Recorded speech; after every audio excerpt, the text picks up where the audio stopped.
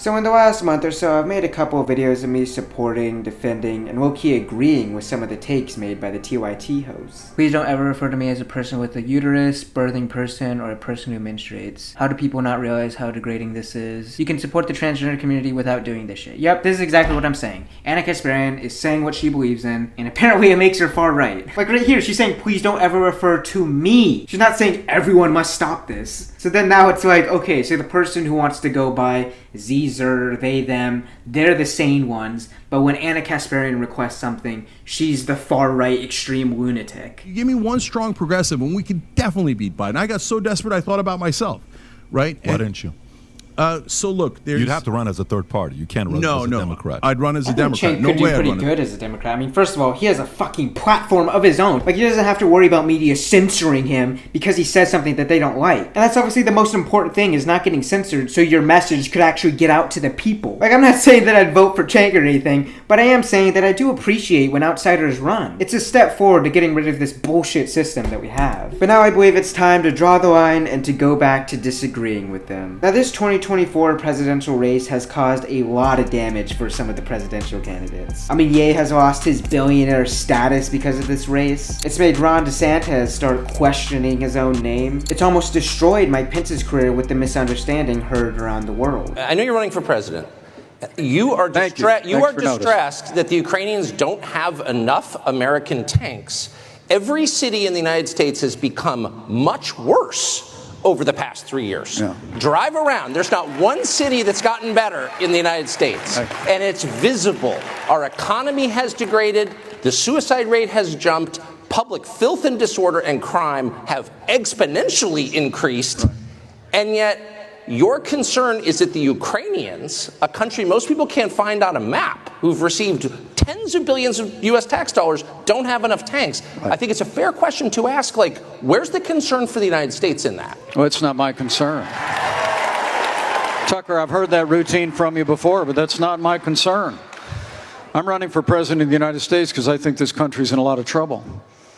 I think Joe Biden has weakened America at home and abroad. But of course, the one that has been damaged most by this race is the former president, who now faces 3 indictments with an upcoming 4th. Now, as more and more charges get slapped onto Trump's name, it's become a ritual of sorts to watch the other presidential candidates' reactions. And one of the most interesting reactions comes from the rocket-rising Ramaswamy. Like, if we all cut the bullshit for a second, no one knew who this guy was before the 24 race. And if you did, you certainly didn't expect him to grow to this level with his new Trump strategy. But he's done it. I mean, Trump's even starting to talk about him at his rallies, even going as far as endorsing him. But for the most part, we were always doing pretty well. But we have one where Ramaswamy is now leading him in Ohio. Ramaswamy. You know why he's leading him? Because he says Trump's been a great president. I like guys that I'm running against that say I've been a great president. Vote Ramaswamy. I mean, I could go on and on about his winning strategies, about his bold positions, but the point is that this is the guy to watch. But now, since he's become the guy to watch, he has to be very careful about his wording and what he says. I mean, we all know the mainstream media is just looking for him to fuck up. And he could fuck up, especially with everyone asking him about Trump. We do not want to become a country where the party in power is able to use banana republic-like tactics to eliminate its political opponents. Yet I'm sad to say that's exactly where we are. The allegations in this indictment fall flat. It is wrong and incorrect and inaccurate to place blame for what happened on January 6th at the feet of Donald Trump.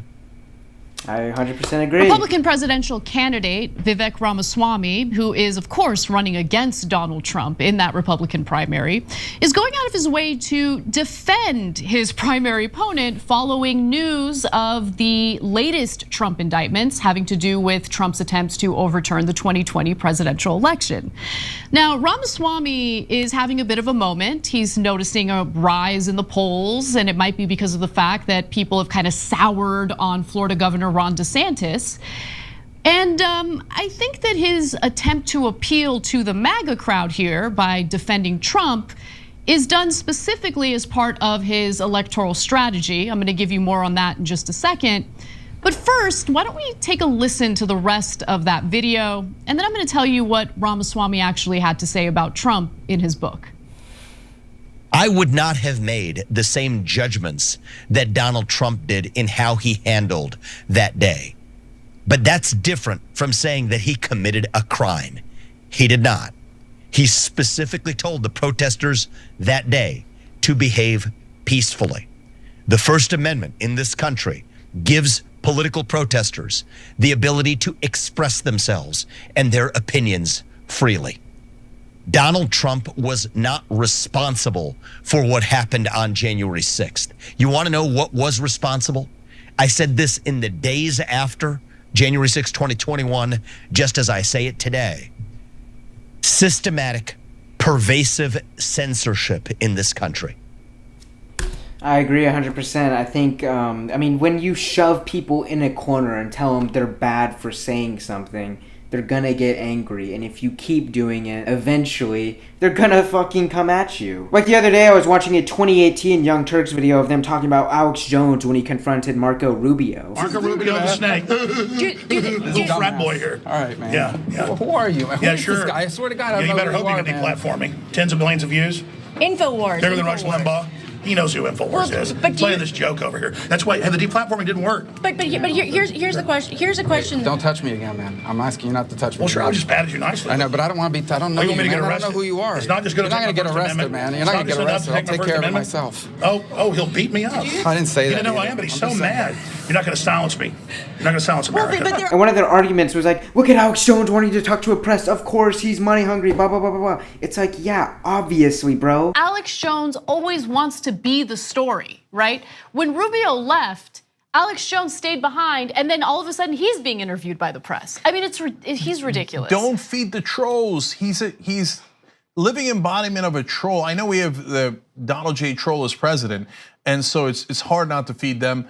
But this guy's a lunatic. Like the media has slandered this guy for years, and the guy doesn't even get a rebuttal himself because he's been censored. Of course he's gonna talk to them, bro. Like, I don't understand what people expect when you just shove people in corners and constantly call them bad things. I really hope they don't go after Vivek because of that claim, bro. Censorship? Censorship. He said censorship. Yeah, it's censorship that persuaded a group of violent MAGA guys to show up at the Capitol and do the riot that they all engaged in. It was censorship that persuaded Trump and the lawyers surrounding him in his campaign to try to implement a slate of faux electors to essentially overturn the results of the 2020 presidential election. It was censorship? Look.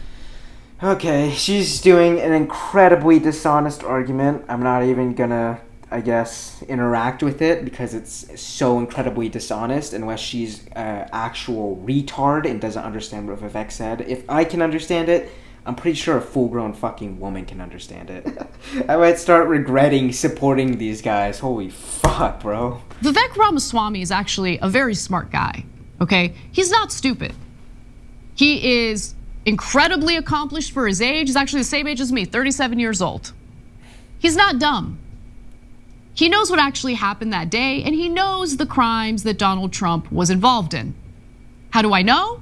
Because he wrote about it in his book. He published a book in 2022 titled Nation of Victims: Identity Politics, the Death of Merit, and the Path Back to Excellence. And in it, he talks about Donald Trump's refusal to engage in a peaceful transition of power. I'm gonna read you a few excerpts. It was a dark day for democracy. The loser of the last election refused to concede the race, claimed that the election was stolen, raised hundreds of millions of dollars from loyal supporters, and is considering running for executive office again. When my candidate lost the election, I was dissatisfied, but I also felt a sense of peace. The election was done, and it was time to move on. No one likes a sore loser. That's one of the worst victimhood complexes of all. Accepting the outcomes of elections and having a peaceful transition of power is part of what it means to be a constitutional republic. Further, he writes, I was especially disappointed when I saw President Trump claim voter fraud. He filed scores of lawsuits over various claims of fraud, as was his right. but they were nowhere close to changing the outcome of a single state, let alone swing states whose results he needed to overturn. I'm almost done. I'll read you one more excerpt from his book here, where he also argues that of the 62 lawsuits he and his supporters filed, he lost all but one, a minor victory in Pennsylvania that affected few votes. The Supreme Court, with a strong conservative majority, ruled against President Trump twice. So what is Ramaswamy up to?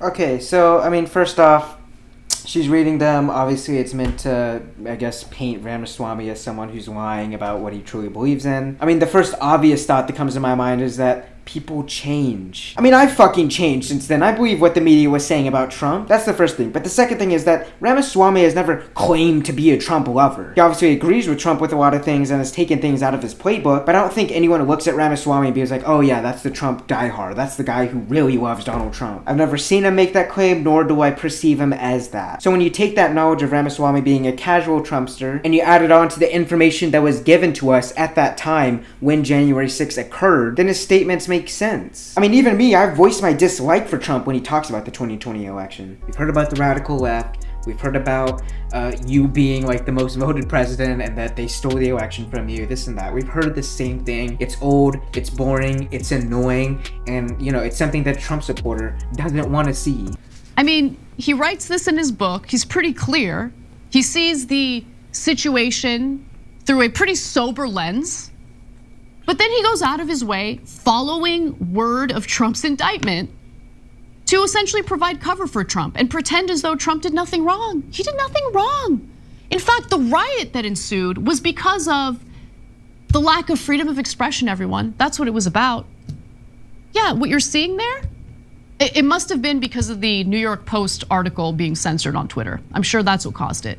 Which, by the way, after fight. Okay, here's the thing though that I don't think she understands for some reason. The reason January 6th happened wasn't just because the election was stolen. It was really just a buildup of anger from being censored, for being told you're bad for thinking a certain thing. I mean, for 7 years now, if anyone has said anything positive next to the name Trump, you get instantly shut down. And you know what we did? We protested. We said, stop censoring us. Censoring does nothing good. It just makes us angrier if anything. And we said that for years. And when you keep speaking and no one wants to listen to you because they decide not to, you get angrier. And unfortunately, the anger was shown on January 6th. That's what January 6th was. It wasn't just because the 2020 election was stolen. It was a buildup. Finding out that there was actually a lot of accuracy to that piece, Twitter absolutely should not have censored it. But that's beside the point.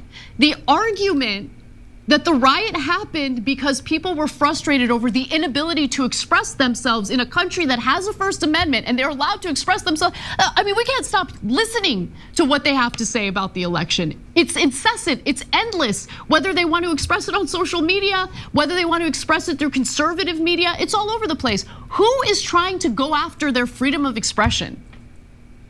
And if you don't like the censorship on privately owned platforms, well, then let's have a conversation about what we do about that. But the idea that Trump did nothing wrong, which is the point that Vivek Ramaswamy is trying to get to, is insane to me. And he knows it's insane. But this, in my opinion, this is part of his strategy. I believe that he is under the impression that should Trump either drop out of the race because of the fact that he's got mounting legal issues. I mean, he has now been indicted criminally in 3 different cases. He's probably hoping, well, if Trump's gone, I want to make sure I can scoop up that MAGA crowd. Maybe they'll vote for me. And he is experiencing a little bit of a rise in the polls. I mean, he's nowhere near even second place at this point. He's a distant third. But that's what he's doing here. And that's what drives me crazy about where we are as a country, where an individual's personal ambition matters way more than the damage that they are doing to the country.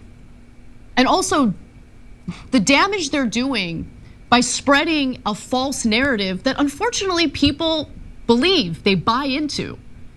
And that kind of disinformation, that kind of propaganda leads to the kind of violence that we saw on January 6th. Riling people up and making them think that this is a gross injustice, when in reality, there is obviously, clearly evidence implicating Trump in what he did here. It's just wrong. And so, for those who know what the evidence is and they're spreading the lies because it's either appealing to their audience in conservative media or because they're trying to pander to the MAGA crowd, like, is it really worth it? I don't understand it. I really, really don't. But this is, in my opinion, what Ramaswamy is up to. And it really is a shame. I mean, this is the guy who wants to raise the voting age from 18 to 25.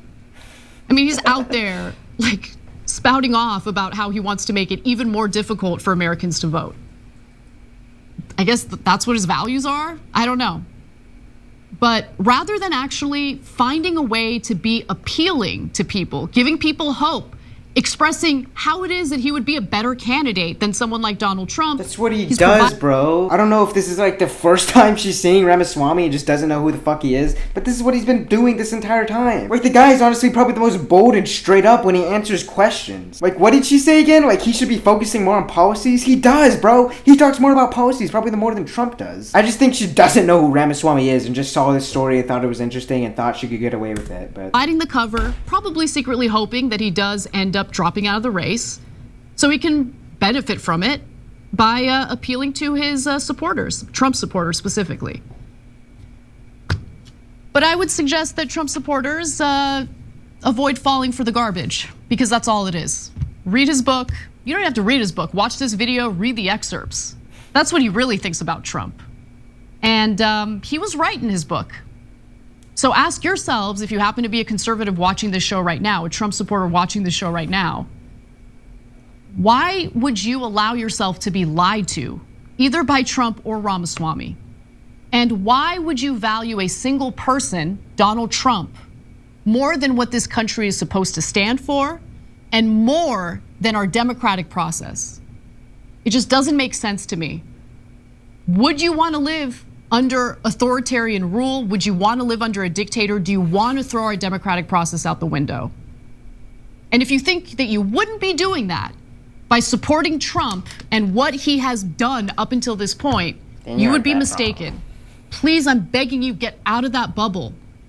Try to consume media that has perspectives that differ from your own, because we can't keep going in the direction we're going in. It is not healthy.